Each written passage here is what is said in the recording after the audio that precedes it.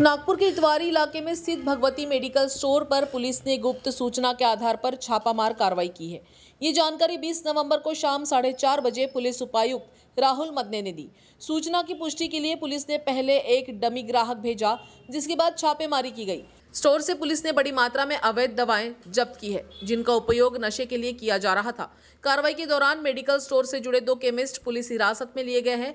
Police उपायुक्त राहुल मदने ने बताया कि जब्त दवाओं की जांच जारी है और इस नेटवर्क से जुड़े अन्य लोगों की तलाश भी की जा रही है। त्याच्यामध्ये जो लकडगंज पोलीस स्टेशनला जो गुन्हा दाखल केलेला आहे त्याच्यामध्ये तुषार अग्रवाल आणि भरत कुमार अमरनानी हे 2 आरोपी आहेत। हे केमिस्ट आणि ड्रगिस्ट आहेत।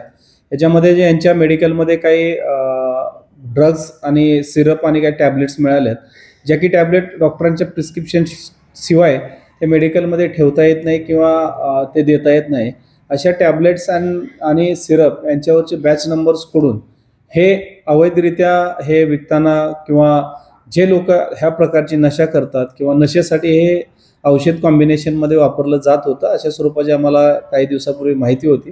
तेव्हापासून माननीय सीपी सरांच्या मार्गदर्शनाखाली हे आम्ही कारवाई पूर्ण केली आहे। त्याच्यात जवळपास 3 ते 3.5 लाखाचा मुद्देमाल आम्ही जमा केलेला आहे आणि हा जो मुद्देमाल आहे किंवा हा जो माल आहे हे कुठून आणला जात होता त्यासंबंधी आम्ही पुढील तपास लकडगंज पोलीस स्टेशनचा अधिकारी आणि स्टाफ करत आहेत।